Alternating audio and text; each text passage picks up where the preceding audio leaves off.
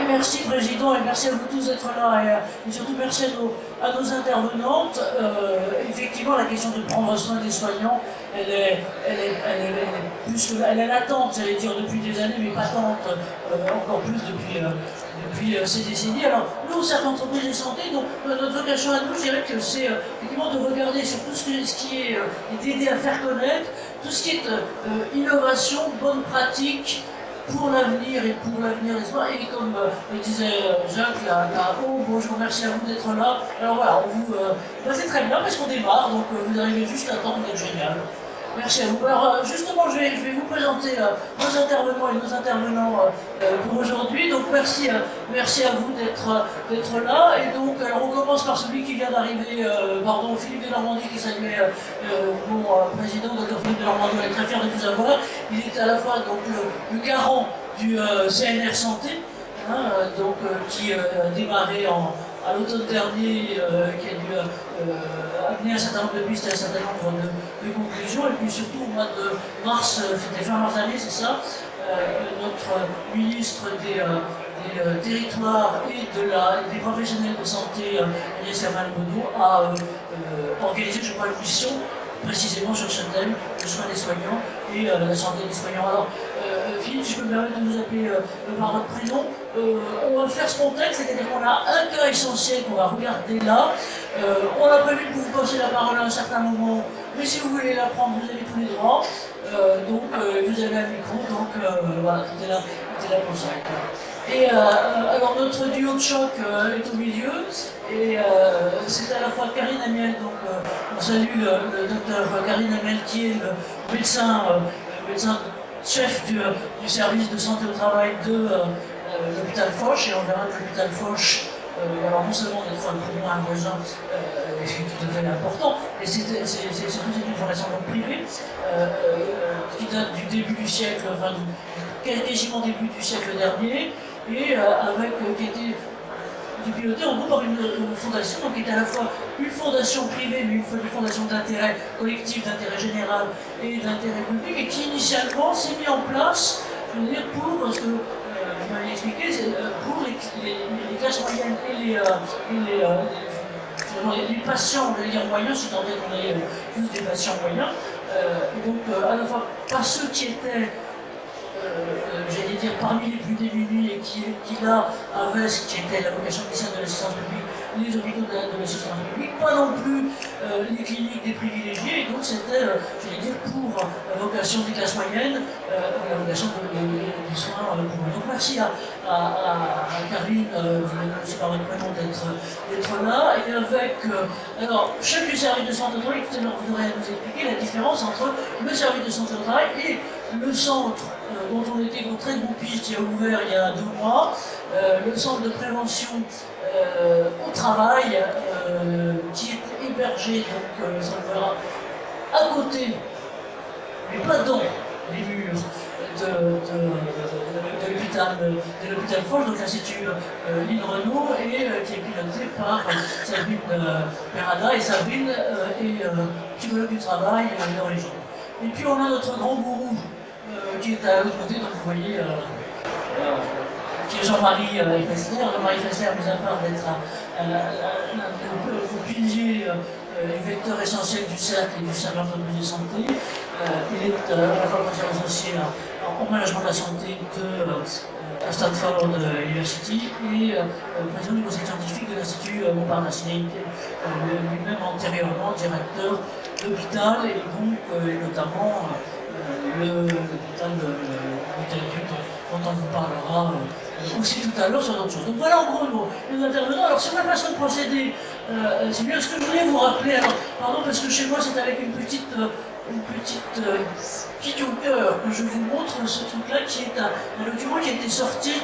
Alors pardon, oui, c'est vous qui êtes bon, je peux me permettre Philippe pour avoir le torticolis, mais heureusement la chaise pivote, qui a été sortie à la fin de l'an dernier par à la fois l'Organisation internationale du travail et l'Organisation mondiale de la santé, qui est spécifiquement là-dessus pour prendre soin de ceux qui prennent soin de nous.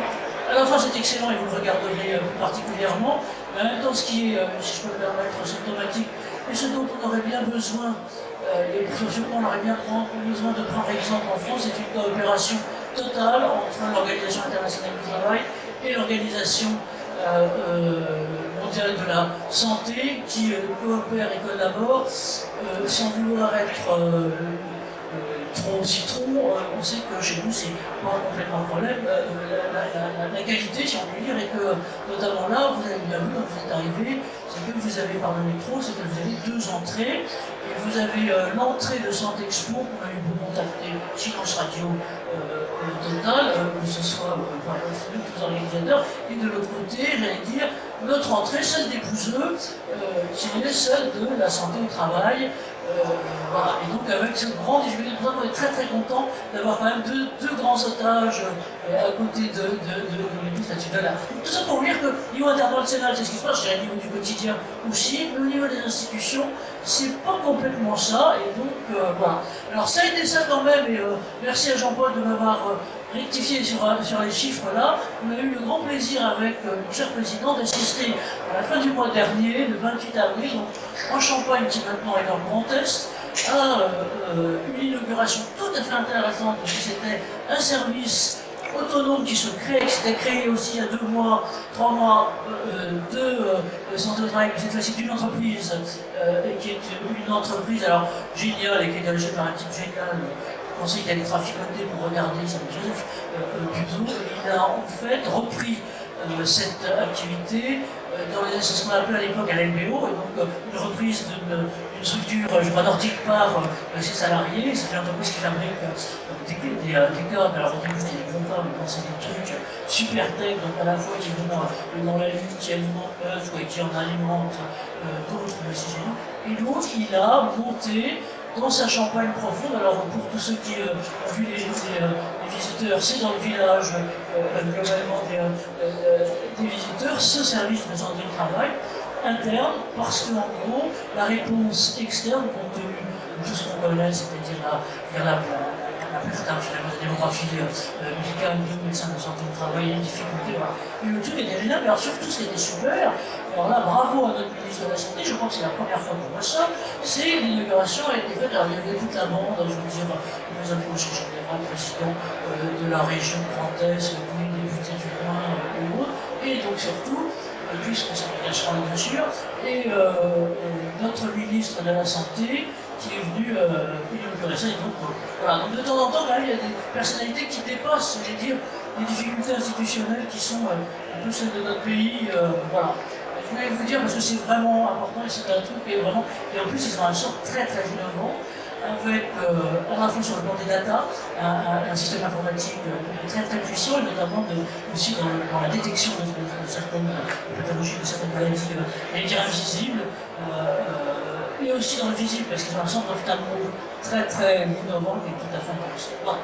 Et puis alors avant, je voudrais vous rappeler une étude qu'on pourra vous mettre en ligne si vous souhaitez, qui est sortie en fait en mars dernier au moment de la journée des femmes, puisque pour les soignants, il y a beaucoup de soignantes, et qui en gros va comparer cette étude de ça qui a été copilotée par la MNH, par la mutuelle hospitalière, sur un baromètre de santé qui notamment compare, j'allais dire, la population dite normale, pardon, pour les anormaux et autres, et la population spécifique des soignants, et notamment des soignants. Alors, d'abord, et assez orienté femmes, pardon, vous me rappelle que ça va être l'un des tropismes qu'on aura assez fortement pour nos prochains, à la fin préventive et action du cercle entreprise de santé. D'abord, sur le profil général, la charge mentale, les femmes s'occupent 10 fois plus de tâches ménagères que les hommes, et les hospitalières 20 fois plus. Allez savoir pourquoi, je ne sais pas. Mais 6 femmes sur 10 et 7 soignantes sur 10 pensent que la santé des femmes, ça c'est pour Juliette, je ne sais pas si elle va la télé, je ne sais pas si elle est là, voilà, puisque ça sera notre problème, n'est pas prise suffisamment en compte dans les politiques de santé publique.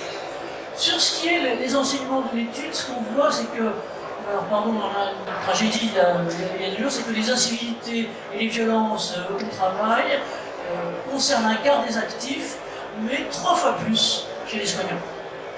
3 fois plus chez les soignants. Et les soignants, d'un certain côté, manifestent, trouvent que leur activité est stressante à presque 80%. implique une pénibilité importante, plus de 71%, et ont un impact négatif sur la santé à plus de 74%.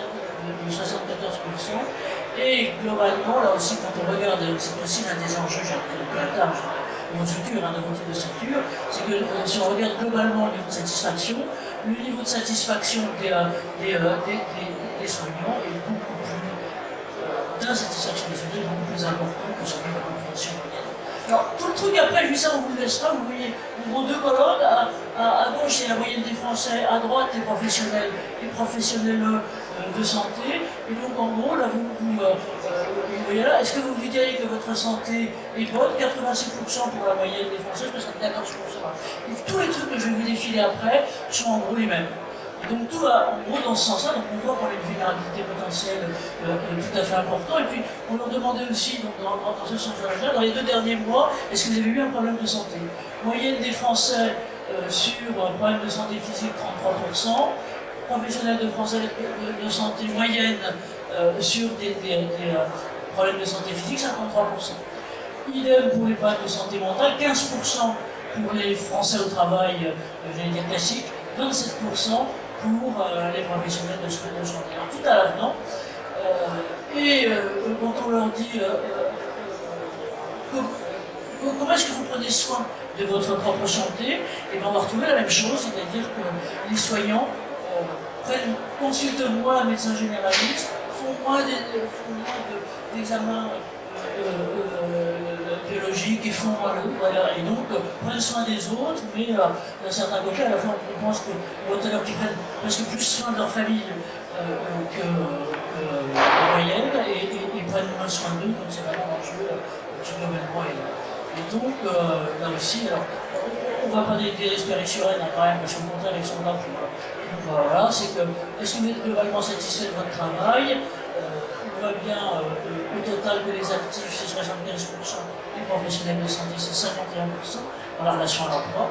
Et maintenant en revanche, si impression d'être utile à la société, alors là forcément le truc s'inverse, et on a 72% pour les actifs en emploi, 79-80%.